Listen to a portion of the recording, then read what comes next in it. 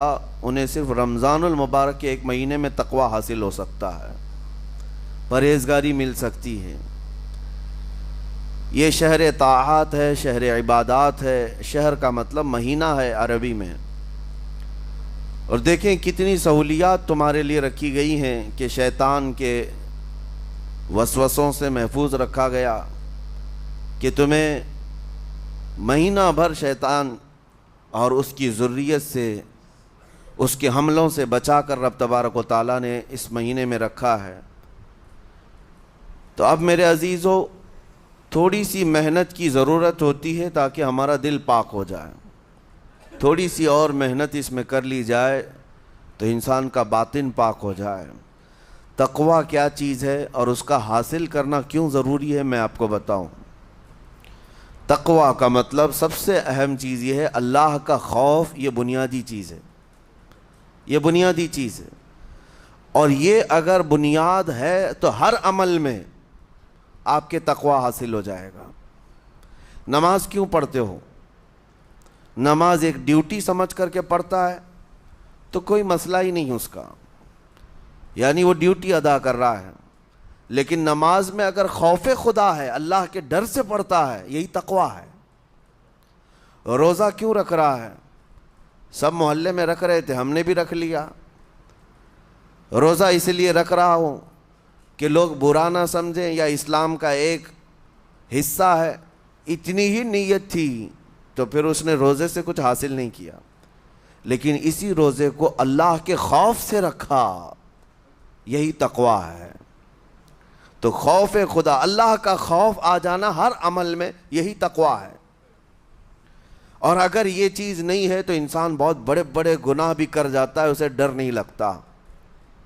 روزہ چھوڑ دیا، اسے کوئی خوف ہی نہیں ہے، بلکہ دھڑلے سے لوگوں کے سامنے کہتا بھی پھر رہا ہو کہ مجھے یہ سب چیزوں میں وشواس نہیں، یقین نہیں ہے۔ یہ باتیں اس زبان سے آتی ہیں جس کے ہاں اللہ کا خوف ہے ہی نہیں، اللہ کا ڈر نہیں۔ اسی لیے قرآن میں اللہ نے فرمایا لعلکم تتقون، تم پر روزے اللہ نے فرض کیے ہیں تاکہ تمہیں تقوی مل جائے، اللہ کا خوف۔ اور یہ کتنی اہم چیز ہے میں آپ کو بتاؤں، خوف خدا۔ خوف خدا کا مطلب کہ اللہ کا ڈر، اللہ کا خوف، یہ تمہاری پوری باڈی کو صحیح کرتا ہے، اندر سے بھی باہر سے بھی۔ خوف خدا، تم ہر قدم پر اگر یہ سوچتے ہو کہ میرا رب مجھے دیکھ رہا ہے، جیسے کہ آپ کو پتہ ہے حدیث پاک میں حضور صلی اللہ تعالیٰ علیہ وسلم سے پوچھا بھی گیا، احسان کیا ہے، یعنی نیکی کس کو کہتے ہیں؟ حضور نے فرمایا تم نماز ایسی پڑھو یا عبادت ایسے کرو جیسے تم اللہ کو دیکھ رہے ہو۔ اور اگر یہ نہیں ہو سکتا تم سے تو اتنا احساس تو رہے کہ اللہ تمہیں دیکھ رہا ہے۔ تو ہر عمل میں تمہارے یہ سوچ آئے کہ مجھے میرا رب دیکھ رہا ہے، تمہارے قدم سنبھل جائیں گے۔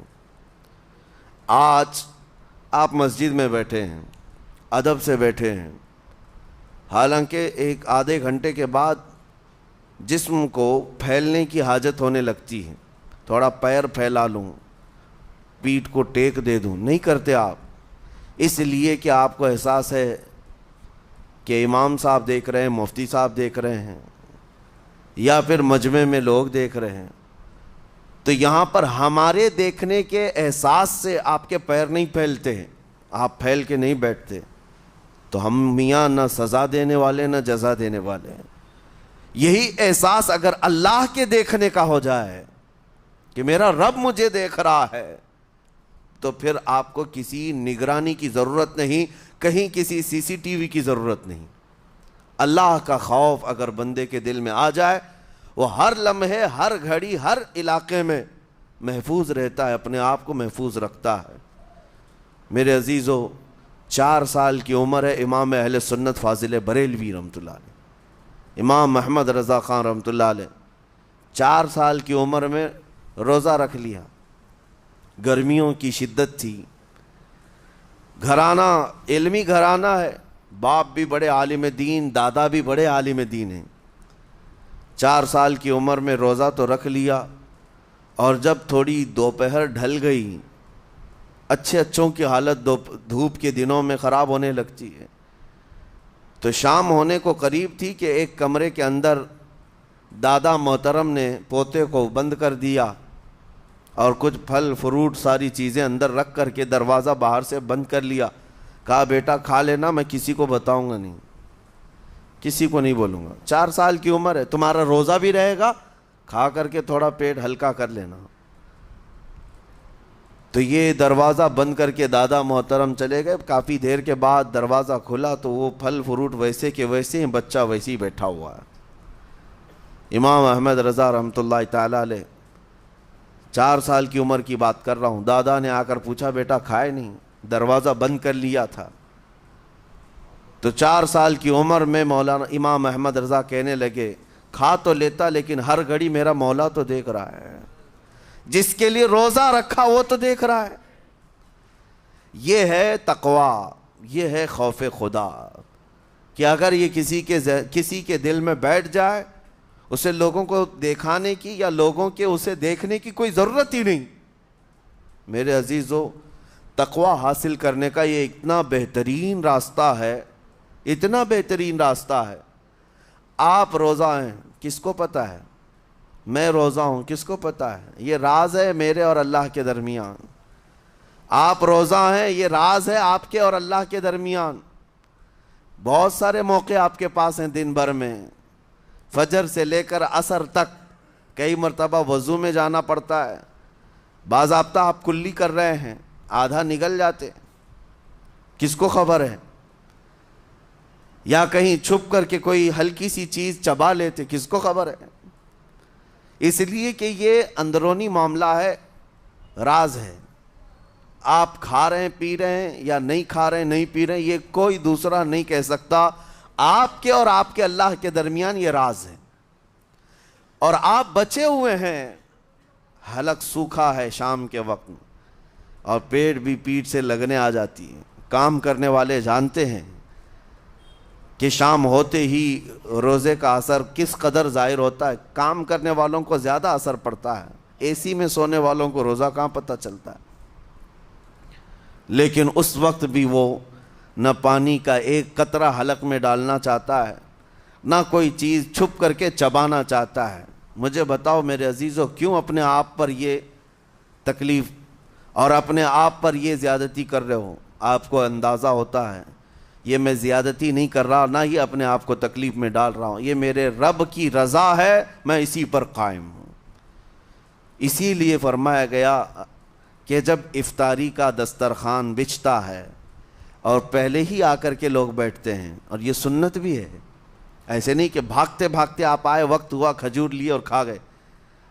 افطاری کے وقت سے تھوڑی دیر پہلے بیٹھ جاؤ, تمہارے دسترخوان پر نعمتیں رکھی ہوئی ہیں, پھل بھی ہیں, میوہ جات بھی ہیں, کچھ کھانے پینے کی چیزیں بھی ہیں, ٹھنڈا شربت بھی ہے, دیکھتے ہوئے بیٹھے ہیں آپ, لیکن ہاتھ نہیں لگاتے ہیں. انتظار ہے وقت کا کہ ادھر سورج کے غروب ہونا ہے اور میری افطار ہونی ہے. اعلان سنتے ہیں, اذان سنتے ہیں, اس کے بعد آپ اٹھاتے ہیں, لیکن اتنی دیر تک آپ خاموش بیٹھے ہیں دسترخوان کے پاس, سارے لوگ دیکھتے رہتے. یہ وہ منظر ہے جس کو فرمایا گیا رب ذوالجلال بھی اپنے بندوں کو دیکھ رہا ہے, رب تبارک و تعالیٰ بھی دیکھ رہا ہے اپنے بندوں کو. اور سارے فرشتوں کو بلا کر میرا مولا اعلان فرماتا ہے, یہ میرے بندے ہیں, دیکھو یہ شام کا وقت ہے, ان کے حلق سوکھ چکے ہیں, ان کے پیٹ میں بھوک کی شدت ہے, اور ان کے سامنے اچھی نعمتیں پڑی ہوئی ہیں. اے فرشتوں دیکھو, میرے ان بندوں میں سے کوئی بھی ان نعمتوں کو ہاتھ نہیں لگاتا, یہ صرف اور صرف میرے لیے بھوکے اور پیاسے ہیں. اور فرشتوں سے اللہ فرماتا ہے تم گواہ ہو جاؤ, ان کی حلق تر ہونے سے پہلے ان کے لیے میں نے جنت لکھ دیا. اسی لیے حدیث پاک میں ہے, جب افطار کرتے میرے آقا صلی اللہ علیہ وسلم یوں ارشاد فرماتے, ذهب الظمأ وابتلت العروق وثبت الاجر انشاءاللہ, پیاس بجھ گئی, رگیں ٹھنڈی ہو گئی, اور اجر اللہ کے ہاں پکا ہو گیا. یہ حضور پاک ہر افطار میں عرض کرتے تھے. میں آپ کو یہ عرض کر رہا ہوں کہ یہ چھپی ہوئی چیز, اسی کا نام تقویٰ ہے. آپ صرف اور صرف بچے ہیں اللہ کے خوف سے. اب سنو حدیث پاک, قیامت کے دن حساب و کتاب ہوگا اور جنت میں جانے کا پروانہ کچھ لوگوں کو مل جائے گا اور سب جنت کی طرف جا رہے ہوں گے۔ اس میں بہت سارے لوگ ہیں جو پل صراط پر چل کر کے جنت پہنچیں گے۔ اب جب کافی لوگ جنت کے دروازے پر پہنچیں گے، ایک جماعت ایسی ہوگی جو پورے راستے میں کہیں نظر نہیں آئی، جنت جانے کے راستے میں کہیں نظر نہیں آئی، لیکن جنت کے دروازے پر وہ پہلے سے موجود تھے، چلے تھے نہیں چلے تھے کسی نے دیکھا ہی نہیں۔ دوسرے جنتی ان سے پوچھتے ہیں اس جماعت سے کہ تم یہاں کیسے پہنچے اور یہ انعام کس بات کا ہے تمہارے لیے؟ تو وہ جنتی کہتے ہیں ہمیں روزے داروں کی جماعت میں رکھا گیا، ہمارے روزے اللہ کو پسند آئے، اور آج رب تبارک و تعالیٰ کا حکم ہوا کہ ساری دنیا سے چھپ کر تم میرے لیے روزہ رکھتے تھے، دنیا کو پتا نہیں تھا تم بھوکے ہو پیاسے ہو، اور اے بندو آج سارے لوگوں کی نظروں سے چھپا کر میں تمہیں جنت پہنچاؤں گا۔ وہ ایک جماعت ایسی ہے جو راستے بھر چلتی ہوئی نظر تو نہیں آئی لیکن جنت میں پہنچ گئی، وہ روزے داروں کی ہے۔ آج یہ تقوی حاصل کرنے کا سب سے بہترین راستہ، اور تقوی کیوں ضروری ہے؟ اب آپ کے روزے سے کچھ حاصل ہوا نہیں ہوا آپ کو دیکھنا بھی ہے، یہ نہیں کہ کیلنڈر کی طرح گنتے جاؤ، 1 ہو گیا، 2 ہو گئے، 3 ہو گئے، ہوتے جائیں گے، یہ دن تو چلتے رہتے ہیں، گنتے گنتے 20 بھی ہو جائیں گے، 25 بھی ہو جائیں گے، 30 بھی ہو جائیں گے۔ روزے گننے کا حکم نہیں، اپنے آپ کو سرچ کرو پھر تھوڑی سی ورزش کرنے کے بعد بندہ ویٹ تول کر کے دیکھتا ہے کم ہوا گھٹا ہے کہ بڑا، ہر دن دیکھتا رہتا ہے۔ ہاں، ورزش کرنے کے بعد پھر ناپ کر کے دیکھتا ہے میرے جسم کا وزن کتنا گھٹا کتنا بڑا۔ ویٹ گین کرنے والے ویٹ لاس کرنے والے دونوں بھی برابر چیک کرتے رہتے ہیں۔ روزہ رکھنے کے بعد تمہیں خود کو بھی چیک کرنا چاہیے کہ میرے اندر اب تبدیلی آئی یا نہیں آئی۔ ایک روزہ رکھا اور پھر رات کو تراویح میں کھڑا ہوا، میرے اندر بدلاؤ کتنا ہے؟ کیا اب اللہ کی آیات قرآن کی سنتا ہوں، میرے آنکھوں سے آنسو آ جاتے ہیں؟ اگر آ گئے ہیں تو اس کا مطلب ہے کہ دل نرم ہو گیا، اس روزے نے اثر دکھانا شروع کیا، اور پھر ویسے کا ویسا ہے، تو اس کا مطلب ہے کہ آپ کے روزے سے آپ کو تقوی نہیں مل رہا ہے، آپ کو تقوی نہیں مل رہا۔ خوف خدا جب آتا ہے تو انسان کا دل موم ہو جاتا، نرم ہو جاتا ہے، اور اللہ کے عذابات سے، جہنم کے خوف سے، قبر کی سختیوں سے وہ رو پڑتا ہے، اس کی آنکھیں بہنے لگ جاتی ہیں، اور جب دل سخت ہوتا ہے پتھر کی طرح تو اسے نہ اللہ کی آیتیں رلاتی ہیں نہ آخرت کا تصور اسے ہلاتا ہے۔ اسی لیے قیامت کے دن کے بارے میں آپ کو بتاؤں، نبی پاک صلی اللہ تعالیٰ علیہ وسلم کی امت کی طرف جہنم کی آگ شعلے لپکاتے ہوئے بڑھتی آ رہی ہوگی بہت تیزی سے، قریب ہے کہ وہ جہنم کی آگ سب کو اپنے لپیٹ میں لے لیں۔ وہاں کھڑے ہوئے بہت سارے لوگ اپنے اپنے اعمال کا صدقہ پیش کرنے لگے، حاجی اپنے حج پیش کر رہے ہیں، نمازی اپنے نماز، روزے دار اپنے روزے، کہ اے جہنم ہماری یہ نیکیوں کا صدقہ رک جا۔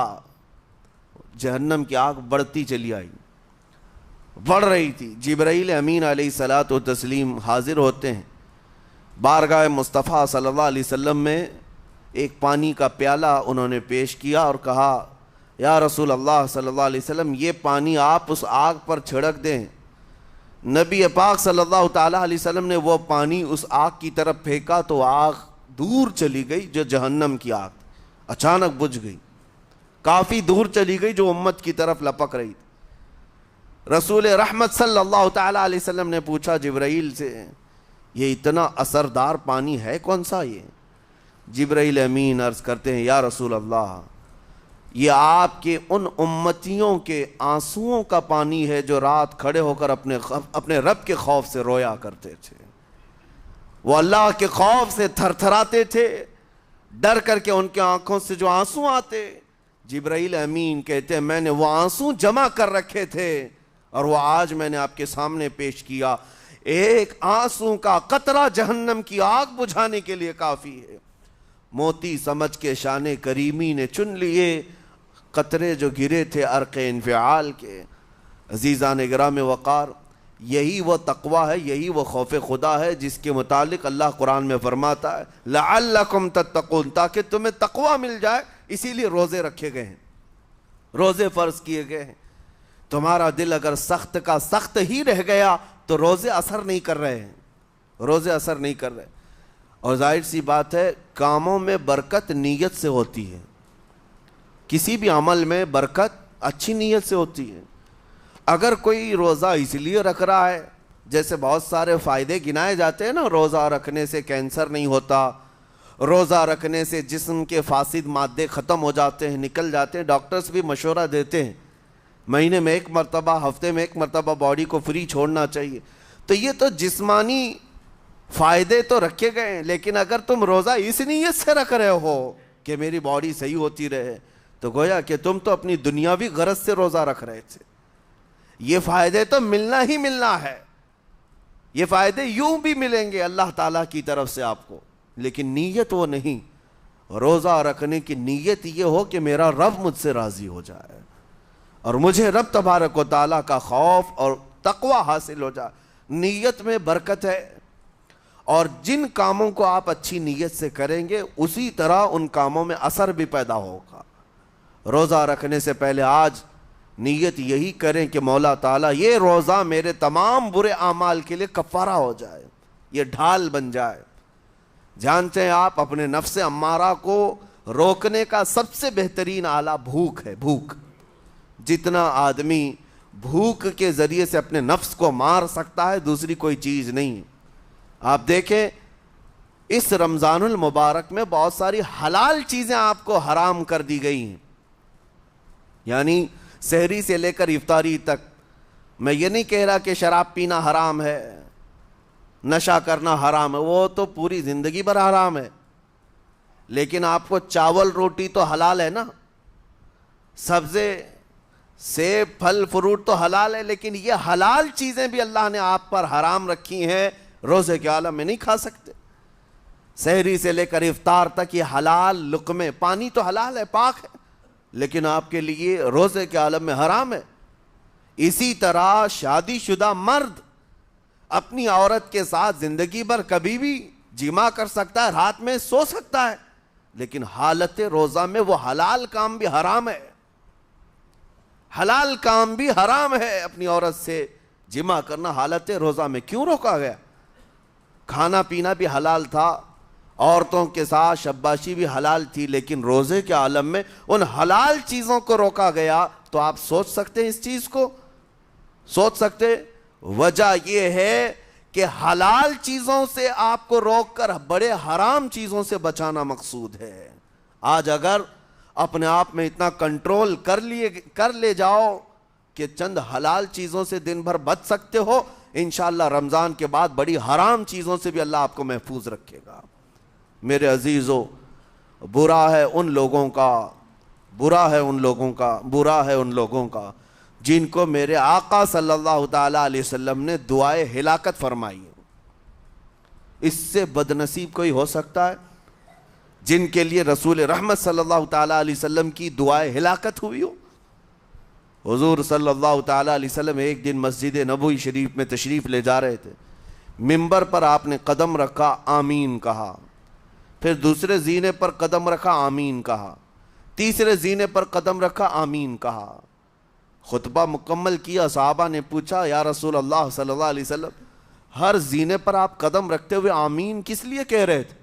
سنو، رسول پاک صلی اللہ علیہ وسلم ارشاد فرماتے ہیں کہ میں جب پہلے زینے پر قدم رکھا تو سید الملائکہ جبرائیل امین آئے اور دعا کرنے لگے۔ کیا دعا کیا؟ یوں کہا، یا رسول اللہ صلی اللہ علیہ وسلم وہ شخص ہلاک و برباد ہو جائے جو آپ کا نام سنے اور پھر اس کے بعد درود نہ بھیجے۔ حضور فرماتے میں نے آمین کہا۔ حضور کا نام سنتے ہی آپ کی زبانوں پر درود آ جانا چاہیے۔ اللہم صلی علی سیدنا محمد وآلہ وصحبہ وبارک وسلم۔ میرے آقا فرماتے ہیں دوسرے زینے پر قدم رکھا تو جبرائیل امین نے یوں کہا یا رسول اللہ صلی اللہ علیہ وسلم وہ شخص ہلاک و برباد ہو جائے جو زندگی میں اپنے ماں اور باپ میں سے کسی ایک کے بڑھاپے کو پایا اور ان کی خدمت کر کے جنت نہیں حاصل کر سکا بلکہ ان کو ایسے ہی چھوڑے رکھا، ایسا شخص برباد ہو جائے۔ حضور فرماتے میں نے آمین کہا۔ پھر جبرائیل امین نے کہا تیسرے زینے پر قدم رکھتے ہی میرے آقا فرماتے ہیں جبرائیل نے یوں دعا کی کہ اے اللہ کے رسول وہ شخص ہلاک و برباد ہو جائے جو رمضان کا مہینہ پایا لیکن اس کا ادب نہیں کر سکا، اس کا احترام نہیں کر سکا۔ حضور فرماتے میں نے اس پر بھی آمین کہا۔ جس کی ہلاکت کے لیے جبرائیل امین دعا کر رہے ہوں اور اس دعا پر سید الانبیاء آمین کہہ رہے ہوں، ایسے شخص کی بربادی کا کیا انجام ہو سکتا ہے؟ وہ کتنا بد نصیب ہوگا۔ اسی لیے میرے عزیزوں مسلمانوں میں یہ رواج ہی نہیں ہونا چاہیے کہ اٹھ کر کے پوچھتے رہیں روزہ ہے کہ نہیں ہے، روزہ ہے کہ نہیں ہے۔ مسلمان ہے تو روزہ ہے، اور یہ کوئی آپشنلی عبادت نہیں ہے کہ 4 رکھ لیا 2 نہیں رکھا، آپشنلی نہیں، یہ فرض عین ہے۔ ایک روزے کو چھوڑنے کا گناہ فرمایا گیا 600 سال تک اسے دوزخ میں رکھا جائے گا، 600 سال تک۔ یہ معمولی چیز نہیں ہے، اور جن کے پچھلے روزے قضا ہو چکے ہیں معاف نہیں ہوں گے، تھپڑ مار لیں گال پہ توبہ توبہ کر لیں معاف نہیں ہوں گے۔ توبہ تو کرنے کے ساتھ ساتھ قضا بھی کرنا ہوگا، جب موقع ملے سال بھر میں اپنے چھوٹے ہوئے روزوں کو واپس کرنا ہے۔ اس کی اہمیت میں آپ کو بتا دوں، ایک روزہ اگر جان بوجھ کر کے کسی نے توڑا یا چھوڑا تو جانتے ہیں اس کا کفارہ کیا ہے؟ اس کا کفارہ یہ ہے کہ اس کے بدلے میں دوسرے دنوں میں 60 روزے کنٹینیو رکھے۔ رمضان کا ایک روزہ پورا کرنے کے لیے 60 روزے رکھنے پڑ جائیں گے۔ ہاں اگر کسی عذر کی وجہ سے، کسی تکلیف کی وجہ سے چھوڑا تھا، بیمار تھا یا سفر میں تھا یا تکلیف کی شدت تھی، اس وجہ سے روزہ چھوڑا تھا، تو اس کے بدلے میں ایک روزے کی قضا ایک ہی روزہ ہوگی۔ لیکن بغیر کسی عذر کے، شہوت کی وجہ سے، نفس پرستی کی وجہ سے توڑا تھا یا چھوڑا تھا تو پھر 60 روزے رکھنے پڑ جائیں گے۔ اس سے اندازہ ہوتا ہے کہ ایک روزے کی اہمیت کیا ہے رمضان کے۔ اسی لیے میرے عزیزو یہ روزے آسان ہیں، روزے آسان ہیں، اس کو رکھ لو، اس کی جزا بہت بڑی ہے، اس کی جزا بہت بڑی۔ ویسے بھی آپ دوسرے دنوں میں لیٹ ناشتہ کرنے کے بھی عادی ہیں۔ ممبئی والوں کا تو حال یہ ہی ہے، 12 بجے کے بعد 1 بجے 2 بجے تو ان کے ناشتے ہوتے ہیں، دوپہر کا کھانا تو شام 5 بجے ہو رہا ہوتا ہے۔ بس وہ ناشتہ سکپ کرنا ہے، دوپہر کے کھانے جو آپ کے ہوتے ہیں اس سے اور تھوڑا ایکسٹینڈ کر لیں تو افطاری کا وقت آ جاتا ہے۔ کوئی بہت بڑی دقت کی بات نہیں، کوئی بہت بڑے بوجھ کی بات نہیں، آسان ہے۔ آج الحمدللہ ہمارے 5 سال 6 سال کے بچے روزہ رکھ لیتے ہیں، تو بڑوں کو تو اللہ نے جو طاقت عطا کی ہے، روزہ ہرگز ترک مت کرو۔ لیکن ساتھ میں آج یہ میسج ضرور دوں گا، نیت یہ کرو کہ مجھے تقویٰ مل جائے، مجھے پرہیزگاری مل جائے، اور یہ آپ کو خود چیک کرنا ہوگا۔ روزانہ رات کو نماز میں کھڑے ہو جاؤ تراویح کے، دیکھو کہ کتنی تبدیلی آ رہی ہے۔ آج میں نے روزہ افطار کیا، میرے اندر بدلاؤ آیا کہ نہیں آیا؟ اور اگر نہیں آ رہا ہے، کوئی تبدیلی نہیں آ رہی ہے، تو اس کا مطلب ہے آپ تقویٰ نہیں حاصل کر رہے، آپ تو روز مرہ کی روٹین پر چل رہے ہو۔ روٹین پر چلنے کا مطلب یہ روزہ نہیں ہے۔ روزہ تقویٰ دے کر جاتا ہے بندے کو، روزہ خوف خدا دے کر جاتا ہے بندے کو۔ اسی لیے میرے عزیزو آج دیکھیں آپ بہت ساری برائیوں سے رمضان میں بچ جاتے ہیں، تھوڑی اور محنت کی ضرورت ہے۔ ہم نے دیکھا ہے بہت سارے گھروں میں، باقی عیاش گھروں کی مجھے کوئی وہ نہیں ہے، ان سے کوئی لینا دینا نہیں، لیکن نارمل مسلمانوں کے گھروں میں بھی ہوتا یہ ہے، عورتیں بچوں کو تلقین کرنا شروع کر دیتی ہیں، گانے بند کرو، ٹی وی بند رکھو، بہت ساری چیزیں بند رکھو کہ رمضان آیا ہوا ہے۔